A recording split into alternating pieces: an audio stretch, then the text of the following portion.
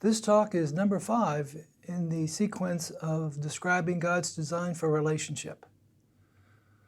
This talk will be about how we protect the we space that we talked about in the second week of discussions. That is the 4 stations. If you remember, in the 4 stations model, we had station 1 where we fill up with God's love and truth. Station 2 is where we receive our identity in Christ, and station 3 is that we space. What we're talking about today is that we space, and what do we do when things don't go quite the way we want at times? If you remember, that's a workshop, so we're going to be getting feedback. And sometimes we have something I call a misunderstanding, a miscommunication, a misperception. And when we have a miss, usually around expectations for how the relationship should be going, how I should be getting my needs met, but those misses need to be resolved. And a good rule of thumb, if it's just something that's minor that we can let it go and doesn't last, we don't need to address it. But if it's something that's happening often and causing us a considerable discomfort or stress and strain in the relationship, then we really need to address it. Because if we don't, each one of those misses become a building block that gets added to the wall that's now being built between the individuals in their eye space. And this wall of unresolved issues is the barrier toward intimacy, toward closeness and connectedness. So we want to make sure that we don't get that wall building, don't want it to become too strong. Otherwise, we're going to be missing each other a lot. So we're going to talk about a way of handling those misses that it's one of many. It's one that I found helps in my work with couples over the years, or just other relationships where there's conflict. So sometimes we put this under the big umbrella of mood management, or how do we control anger. So the concept is called the critical pause, and I'd like to walk you through that. The first thing we see on the critical pause are the triggers. And the triggers are basically the events in our lives that set us up. The triggers would also be a statement or a memory. One of the ways that we get triggered often in our lives is through should statements. Well, she should know that that upsets me or gets on my nerves, or he should follow through on what we talked about last time, or broaden it out. The people in my neighborhood shouldn't be making so much noise after midnight, or the people on the highway should be more considerate. And every time we bring in a should, we set ourselves up to be irritated or frustrated. These would be our triggers. It could be an event, a statement, and a memory is a little bit strange. And I think, why would that be a trigger? But if you think about it, a memory is something that we have probably replayed numerous times. And so I think in some ways a memory is an even stronger trigger that evokes some kind of stirring inside of us about places where we've been hurt or rejected, or places that aren't safe. And so we're being triggered in this first set, this first box. Then we move over to the second box, is what I call our reaction. In this box, our central nervous system is gearing up from what we often call a fight or flight, sometimes a fight, flight, or freeze, or fight, flight, or befriend or tend, depending on the theorist you're talking about. But it's a way of saying that my environment is suddenly not at peace, it's not calm. There's something happening. An event took place, someone made a statement, often sarcasm or just a quick comeback that had a little extra zing or sting to it. So we've not done anything yet, but we're feeling it. It's building up. If we let that run its natural course, we get to the third box, which I'm referring to as our response. And you can imagine that if you don't do anything to break this sequence, the response is probably not going to be very productive. In fact, it's going to be pretty counterproductive, and it's going to make matters worse. So we're going to try to do something that breaks this flow so that we don't go from trigger to compounding response, making it worse. Let me give you an example in my own life. After work, if I'm at CIU around 4:30 to 5:30, 6 o'clock, I'm going to be in rush hour, and I have to go on 2 interstates.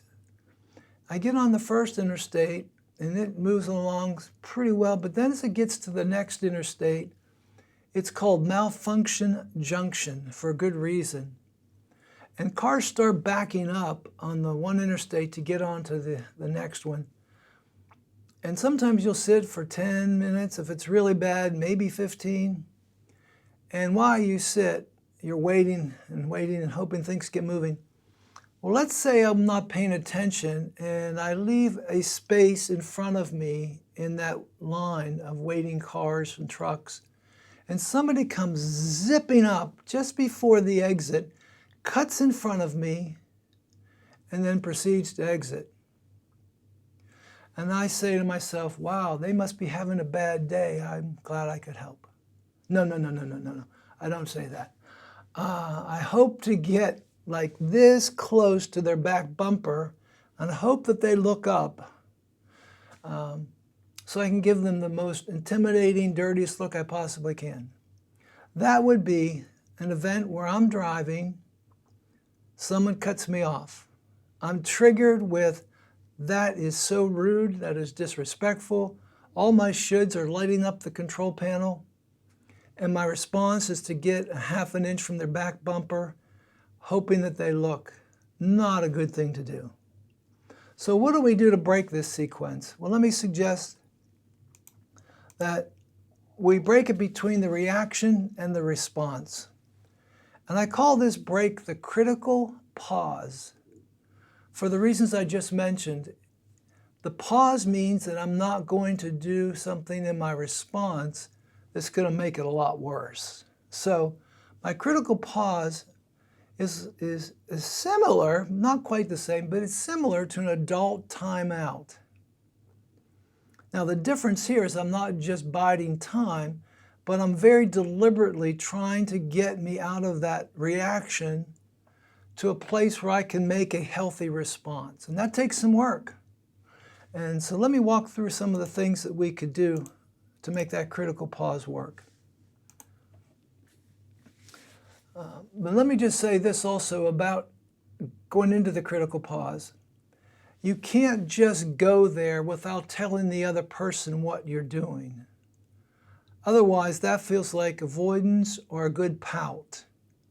And we don't want to do that. So we would say to that person that we're having this miss with, this something not working well, hey, I need a few minutes to regroup. Maybe we've had this verbal exchange, a couple back and forths, and we can see this is not going well.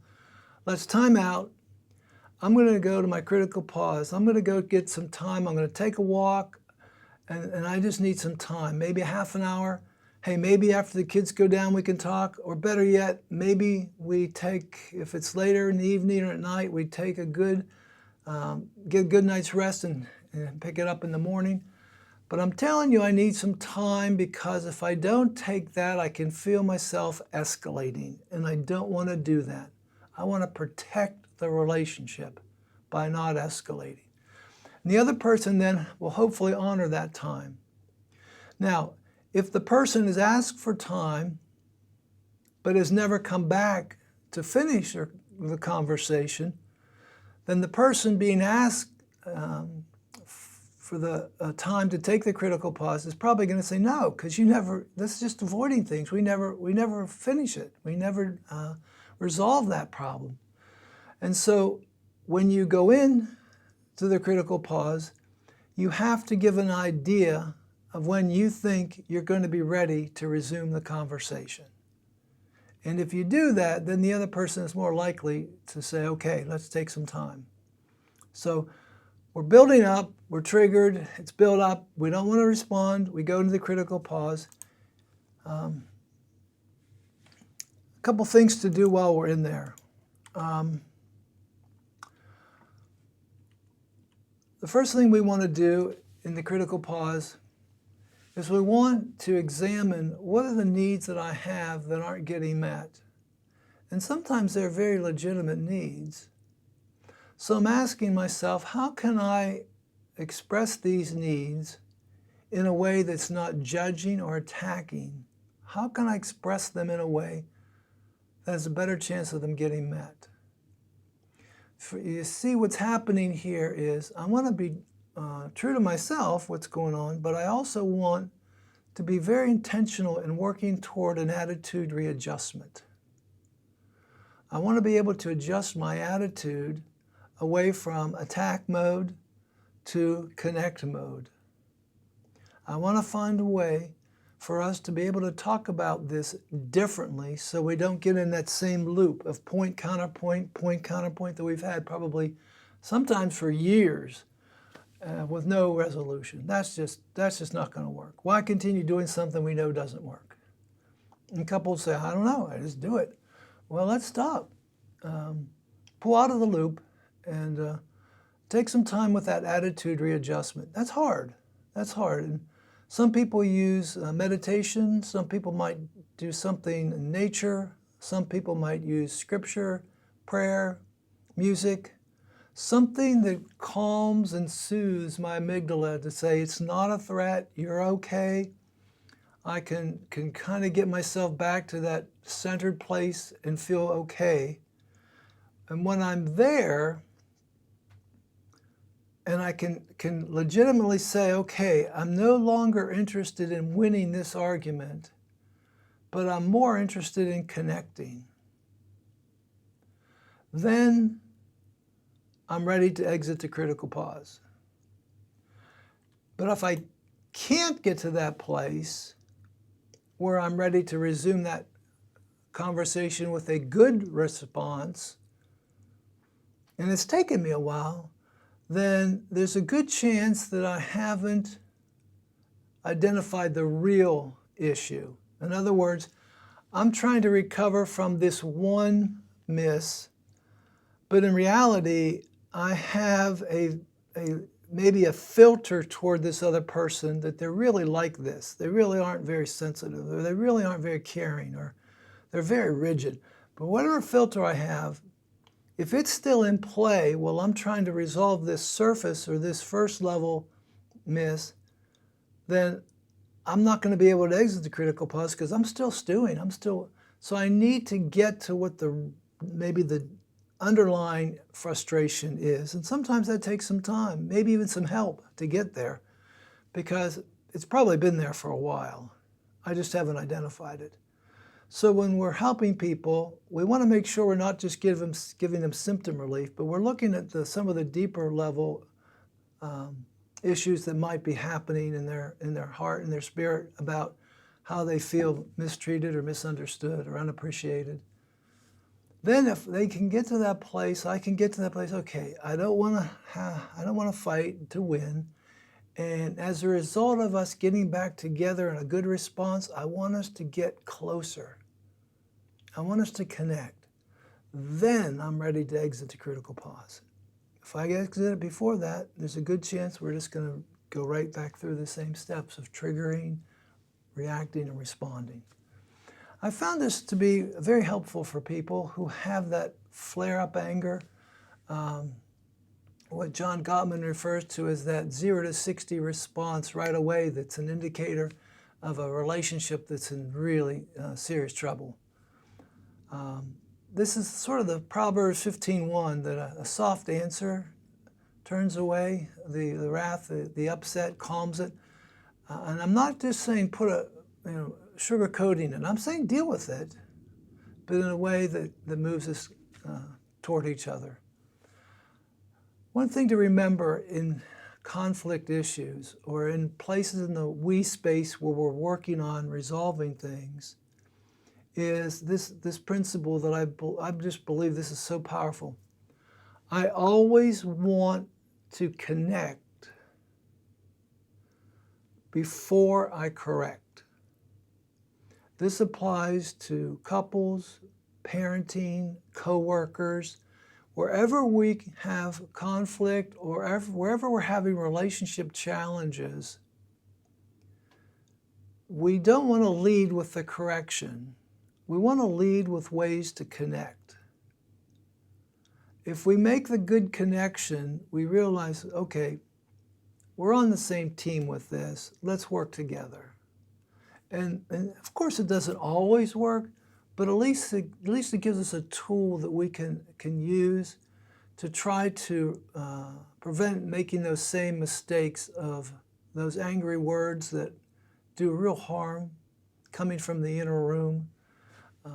This is a way to try to manage that and allow us to move toward more and richer, deeper connections. Because every couple is going to have these flare-ups. That's not necessarily a sign of a bad relationship. It's what we do in cleaning up the mess that determines whether the relationship is going to move forward with satisfaction and fulfillment. A good cleanup is something that means we talk about it as quickly as possible after we've done our critical pause, and that I take personal responsibility for what I've done that's contributed to the mess. I have to own it. And then we can clean it up well and move forward. And every time we clean those things up, we get closer. I trust you more. I trust you when I know that we can work through these things together. Now, there's one other feature here, and that's something I'm calling the pre-triggers. If I'm getting triggered a lot and with intensity, it may not even be the triggers. It may be what's happening in my life that's setting me up to be triggered. And these are, I've got 3 things here that I think are really important. There are many others you can probably come up with, but the 3 things that I know I've seen in my life and the lives of many others. The first one is if I'm physically doing well, that means exercise, good eating practices, good amounts of sleep. I'm in a much better place. If I'm cheating myself in any of those 3 areas, if I'm not having that good workout or that good whatever I do to open up the pressure valve and release what's built up, it's ready for me to just blow up. My wife will tell you that if I don't get enough sleep, I can get cranky and I can get a little bit critical in my evaluations of people. So I need to make sure that proper nutrition, good rest, and some kind of activity, exercise, what might be called a behavioral antidepressant, gets me going, gets me moving, and I'm engaged in some kind of outlet. So that's the physical well-being. The second one is the socio-emotional well-being. This has to do with my connectivity with friends, a support system.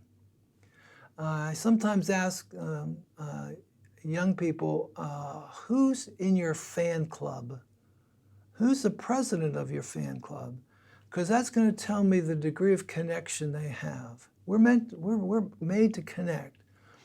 And so I want to make sure that I'm connecting well with friends, extended family, neighbors, coworkers. I want to be in a good place in my social life where I am making positive connections with people that I enjoy. And then the emotional part of that is I'm paying attention to what's going on inside of me. Some people journal, some people take periodic days to just reflect. It's a lost art today in our really rapid fire world where we've lost the contemplative movements of good rhythms, good ways of being in touch with what's going on inside. Some of the people in the psychodynamic school of thought will say that what we don't know about ourselves tends to control us. So I want to be paying attention to what's going on inside of me, so that I'm aware of maybe where I'm kind of getting becoming at risk for something, or some of my personal disciplines are getting a little bit sloppy, and I'm not really connecting.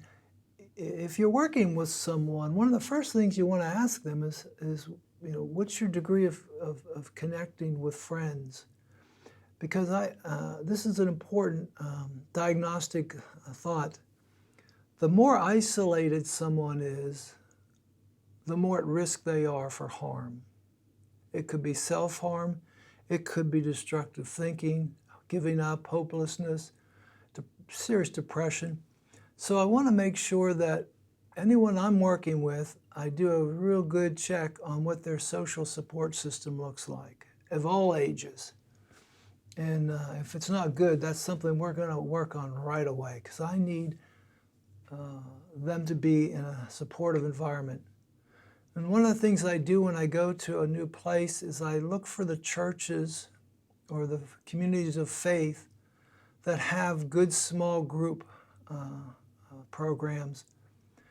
And I've found that if I can introduce a client to a small group that I can trust, the people in the group, if I can get that person there in that group, they make so much more progress than people who stay somewhat isolated, because the connections are what are so healing.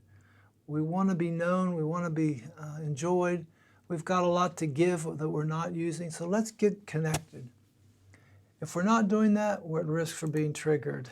And then finally, the spiritual well-being. And I'm not talking about all the guilt that we so often carry as Christians. I'm talking about a true, genuine relationship connection that starts with how much I am loved. As we talked about in the 4 stations, station number 1, it's filling up with God's love, receiving that gift of being loved as a starting point for everything else I do that day. And so that doesn't mean that my spiritual life is always going smoothly necessarily. I have rough patches, dry seasons, times when I'm wrestling. All the more reason to have people around me to support me during those times, or sounding boards for me to just vent some of my frustrations. But God wants us to be in that type of communication with Him all the time, not just when I get my act together. So I need to be in a good place spiritually, and it is like the best buffer for me getting triggered. That doesn't mean I might not get upset about something, but it's not going to be as often or with the same intensity. So those are just a few examples of pre-triggers, and that gives us a good idea of what the critical pause looks like. I hope that's been helpful for you, and hope it fits into the 4 stations model of something that we can do in the we space to make sure that we're staying connected and not drifting apart.